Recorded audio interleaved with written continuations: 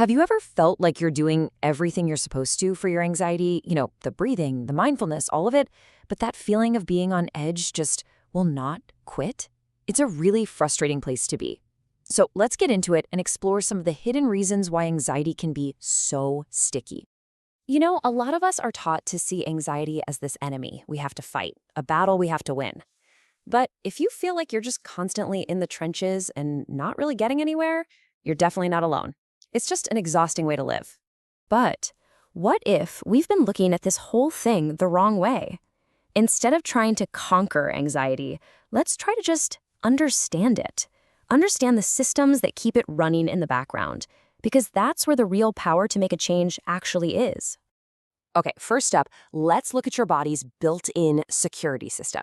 It's there to protect you, which is great, but sometimes that alarm can get stuck in the on position, and that leaves you feeling constantly on guard, even when there's no actual danger. A really good way to think about this is to picture your nervous system like a smoke detector. A normal one goes off when there's a real fire, but when you're dealing with persistent anxiety, it's like having a smoke detector that's so sensitive, it just screams every single time you make toast. The alarm feels real, the feeling in your body is absolutely real, but the threat itself is getting misinterpreted. And you know what? There's actually a name for this whole automatic process. It's called neuroception. This is happening completely unconsciously. Your body is constantly scanning everything around you for clues of safety or danger, and its conclusion is what triggers your physical state. And this right here shows you the two main channels your nervous system is working on.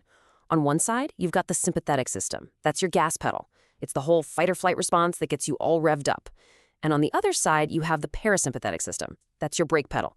This is rest and digest, and it helps you calm down and feel safe. For a lot of people with anxiety, it feels like that gas pedal is just constantly floored.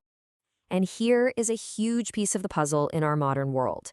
That constant stream of information, the news alerts, the social media feeds, the emails.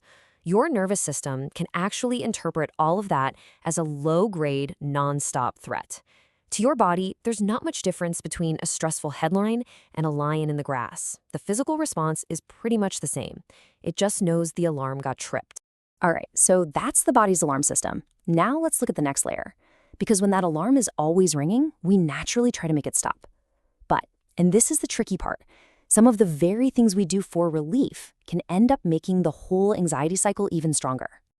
So let's talk about something called the safety behavior trap. Here's how it works. We start doing these little things to protect ourselves from our fear. Maybe we avoid a social event, or we over-prepare for a presentation. And in that moment, boom, it works. We feel this rush of relief. But here's the trap. We never actually learn that the bad thing probably wasn't going to happen anyway. We think our safety behavior saved us, which just keeps the original fear alive and well for next time. And this can look like all sorts of things. Maybe some of these sound familiar, like staying totally silent in a meeting, avoiding doorknobs in public, or rereading an email 20 times before you hit send. These actions might seem small, but they're like little bits of fuel, convincing your brain that the world really is that dangerous, and you need these rituals to get by. Okay, now let's zoom out even more. Because anxiety isn't just about our thoughts and our behaviors. It is deeply, deeply connected to our biology. There are physical things going on that can crank up the volume on your body's alarm system. And honestly, they get overlooked all the time. So as you can see here, there are three really key areas to think about. First, the gut-brain axis.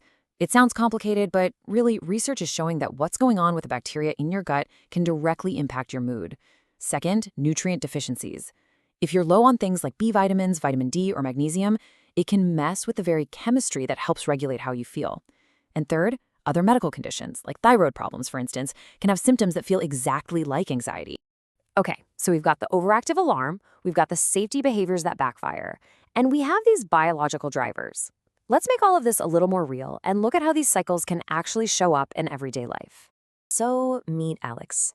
Alex's biggest fear is saying something stupid in a meeting. The safety behavior? Staying quiet. This brings instant relief from that fear, but what really happens? Alex never gets the chance to find out that, hey, their colleagues might actually value their ideas. So the belief that speaking up is dangerous just gets stronger, and the anxiety for the next meeting is already building. And now here's Jamie. Jamie has some coffee, and their heart starts beating a little faster, which is a totally normal thing to happen. But Jamie's overactive alarm system, that super sensitive smoke detector, interprets that feeling as a heart attack. This triggers a huge wave of panic, which then creates more physical sensations, more heart pounding, maybe some shortness of breath, which just confirms to their brain that something is terribly, terribly wrong. It is a perfect, vicious feedback loop. So, if fighting anxiety head-on isn't working and some of our coping skills are actually making it worse, then what's the alternative? Well, the goal might not be to get rid of anxiety entirely, but to change our relationship with it. Let's look at 3 really powerful ways to start shifting your approach.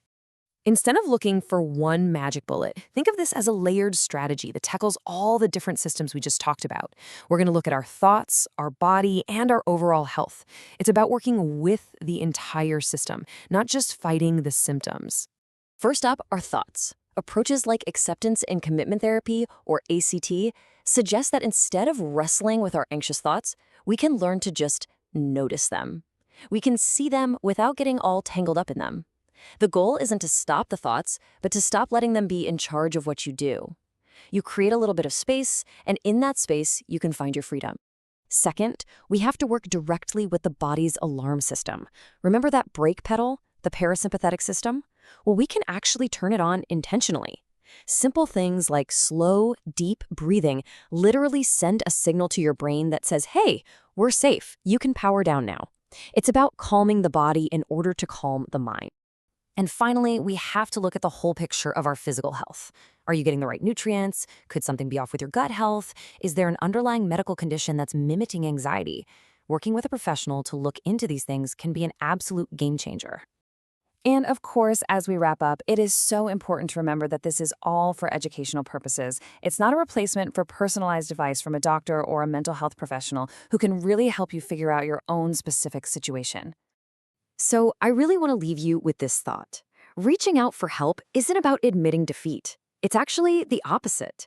It's a really powerful first step toward understanding your own unique battlefield and just exploring what a new path forward could look like. It's not about winning a war overnight. It's about finding the courage to take that next possible step, just for you.